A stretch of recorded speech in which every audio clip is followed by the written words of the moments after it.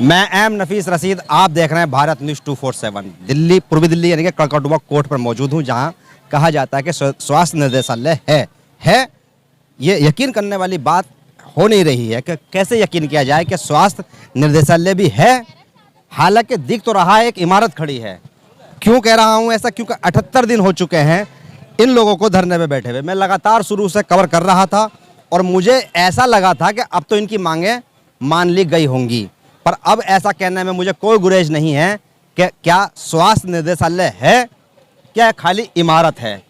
इमारत जो होती है अधिकारियों से होती है, ऑफिसरों से होती है। क्या ऑफिसर पूरे के पूरे बहरे हो चुके हैं या अंधे हो चुके हैं? ये समझने वाली बात है, क्योंकि मैं बोर्ड जो देख रहा हूँ ये 78 दिन का बोर्ड है। ये महिलाएं लगातार शुरू से ही अपने परिवारों को छोड़ के, छोटे छोटे बच्चों को छोड़ के अपनी मांग यानी कि सिर्फ इस मांग को लेकर आ रही हैं कि इनको नौकरी दी जाए, किसी तरीके से भी इनको सर्विस से ना हटाया जाए। 15, 16, 12, 13 हज़ार की ये नौकरी की मांग कर रही हैं। बात होती है देश के अंदर के बहुत देश विश्व गुरु बनने जा रहा है, बहुत आगे बढ़ रहा है, बड़े बड़े देशों की जंगें हो रही हैं, उन जंगों का ऐलान और समर्थन किया जाता है। पर जब बात ये आती है कि भाई देश के नागरिकों को क्या दिया जाए, तो यहाँ मैं देख रहा हूँ कि ये लोग धरने पे बैठे हुए हैं। धरने पे बैठे पुरुष भी हैं और कुछ लोग तो इतनी उम्र के हो चुके हैं कि शायद अब 2-4 महीने बाद रिटायर ना हो जाएं। वो लगभग 60 साल होने वाले होंगे उनके। और ये बात अब से नहीं चल रही है, यानी कि 78 दिन पहले से चल रही है कि ये लोग मांगते हुए यही बताने की हर बार कोशिश कर रहे हैं कि इनकी जो नौकरी है, इनकी जो सर्विस है, इनके परिवार को पालने पोसने का काम करती है। हर महिला की एक अपनी मजबूरी होती है या हर पुरुष की अपनी एक मजबूरी होती है। देख सकते हैं, मैं और भी दिखा रहा हूँ इसमें विजुअल, कितने विजुअल में मैंने ये कवर करने की कोशिश की है कि 78 दिन के अंदर इन्होंने बारिश, गर्मी, धूप हर चीज़ झेली है। रातों दिन धरने पे बैठते हैं ये लोग। किस तरह से ये पैसे का मैनेजमेंट कर रहे होंगे, क्योंकि 78 दिन का खर्चा उठाना कोई मामूली बात नहीं है। कोई 4 दिन अपने मेहमानों को खिला के दिखाए, मालूम हो जाता है कि कैसे इंतजाम किया जाता है।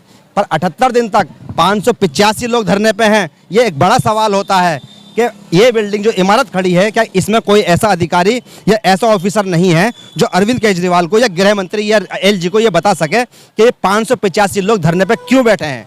क्या यहाँ से गाड़ियाँ नहीं गुजरती हैं? पास में ही कड़कड़डुमा कोर्ट है।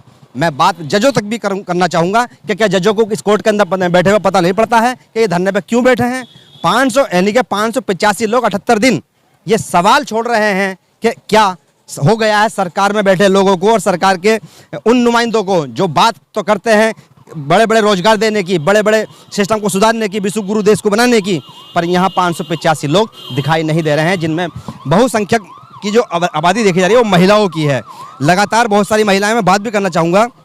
जैसे मैं देख रहा हूँ 78 दिन हो गए हैं। आपको क्या नाम है बीबी आपका? ममता है। ममता, मैं जानना ही चाह रहा हूँ कि 78 दिन हो गए हैं, 585 की आपकी संख्या है, क्या बात कोई किसी ने मानी नहीं आपकी? सर किसी सरकार ने नहीं मानी। हम 3 महीने हो जाएंगे, अब तक कोई सुनवाई नहीं हो रही। अच्छा। हाँ, क्या बताए, बहुत परेशान हो रहे हैं। कितने परेशान हो रहे हो? काफ़ी परेशान हो रहे भैया। खाने को राशन भी नहीं है और दूसरी बात बच्चों को स्कूल नहीं, ट्यूशन नहीं, कुछ भी नहीं दे पा रहे। जो हम बच्चों को देना चाह रहे हैं वो कुछ भी नहीं है, और गिनते के जो पैसे आते थे वो भी हमारे पूरे नहीं आ रहे। जो अफसर बहरे हो चुके हैं, अंधे हो चुके हैं, सुन ले, ध्यान से देख लें जरा ये महिला क्या कह रही है। क्या चलिए सब एक दूसरे से वो इशारा करना थक गए शायद, हो सकता है ये लोग बयान देते, क्योंकि यकीन करने की वाली बात यही है कि ऐसा होता है कि यार एक बार बोलेंगे, 2 बार बोलेंगे, कोई तो सुनने को राजी नहीं है। कहाँ तक बोलेंगे ये लोग भी? तो मैं थोड़ी सी बात कर लेता हूँ उन लोगों से जिनको आदत बन चुकी है बोलने की। आइए जरा मेरे साथ में, आइए। एक आध आदमी, आप भी थक गए क्या? थक गए हो भाई? 78वां दिन है आप लोगों का। क्या बात बिल्कुल नहीं बन रही है किसी तरह से भी कि इनको 585 को तनख्वाह पर रखा जाए?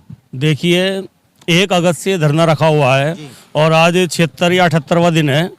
ठीक है, उसमें हमने अपनी बात दिल्ली सरकार तक पहुंचाई। दिल्ली सरकार के नुमाइंदों को यहाँ तक लेकर आए, और जो हमारे आप पार्टी के कौंडली विधानसभा के विधायक हैं भाई कुलदीप कुमार जी, उन्होंने हमें वहाँ तक पहुँचाया, स्कूटनी बिठाई और स्वास्थ्य मंत्री से मीटिंग करवाई, सचिवालय में मीटिंग करवाई, और आश्वासन ये है कि हमारी तरफ से कोई गलती नहीं है।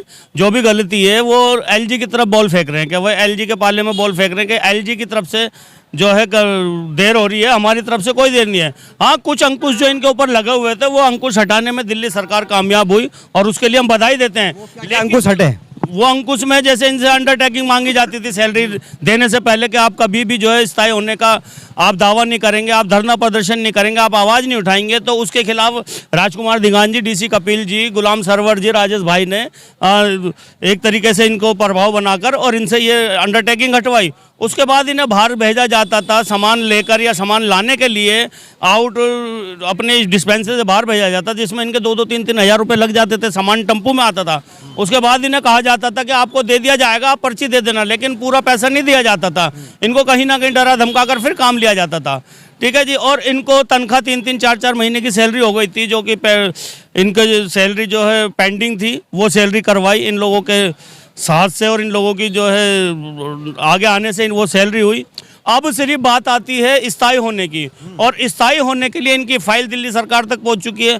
दिल्ली सरकार का कहना है कि ये स्थायी हो सकते हैं, और उनके पास 700 पोस्ट के करीब क्रिएटेड है, 700 पोस्ट है इनके पास, लेकिन उसके बावजूद भी इनको देरी करी जा रही है स्थायी करने के लिए। और ये 3 महीने हो गए। अगर 3 महीने के अंदर देखिए हमारी 4 महिलाएं जख्मी भी हो गई है। एक महिला का हाथ टूटा हुआ है, वो अपने घर पर है, ऑपरेशन हुआ उसका। 2 महिलाएं यहाँ बेहोश हो गई थी, क्योंकि इतनी भीषण, खुद कवर किया था जी आपने कवर किया था। गर्मी अगस्त के अंदर इतनी गर्मी थी, हद से ज़्यादा गर्मी थी, जिसमें इन लोगों को बहुत मुश्किल से यहाँ पर धरने पर रखा गया। लेकिन इसके बावजूद भी अगर दिल्ली सरकार या केंद्र सरकार यूँ कहिए कि बिल्कुल अपनी हर धर्मी पर जमी हुई है। बात और भी आती है कि मैं समझ रहा हूँ कि कहीं ऐसा तो नहीं कि भाई आप भी लंबा खींच रहे हैं धरने को?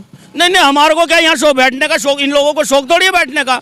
कहते हैं ना कि एक झोपड़े में आदमी रहता है, उसको भी बुरा नहीं कहता। ये तो उस महकमे के अंदर बच्चे पल रहे हैं, इनके स्वास्थ्य विभाग के अंदर। ये तो आतुर हैं, बहुत जल्दी में है कि हमें डिस्पेंसरी में बुलाया जाए, कल बुला लें, हम डिस्पेंसरी में तुरंत जाकर जो वहाँ की व्यवस्था है उसको वैसे की वैसे ही करेंगे। समझना ये है कि असली पेच फंस कहाँ रहा है? असली पेच जो है राजनीति फंस रहा है कि दिल्ली सरकार का नाम हो जाएगा अगर ये लोग स्थायी हो गए, और केंद्र सरकार या कहिए एलजी इनकी फाइल को रोके हुए है, और जो कि बहुत हरदर्मी वाला काम है, और इन लोगों के साथ अन्याय हो रहा है। ये वो लोग हैं जिन्होंने कोरोना के अंदर अपने स्वास्थ्य को ना देखते हुए, अपने परिवार को ना देखते हुए, बिना यातायात साधन होते हुए डिस्पेंसरियों में आकर अपनी पूरी जो इनकी सेवाएं थी वो प्रदान की। दिल्ली को स्वस्थ रहने का इन्होंने करा, उनको जो ना महामारी से बचाया, और दिल्ली सरकार को और केंद्र सरकार को शर्मसार होने से बचाया। शायद उसी का भुगतान ये भुगत रहे हैं। तो कुल मिला के बात यही निकल के सामने आ रही है कि कहीं ना कहीं राजनीतिक पेच फंस रहा है। और जिस तरह से भाई दिल्ली के अंदर आम आदमी पार्टी की सत्ता है और केंद्र में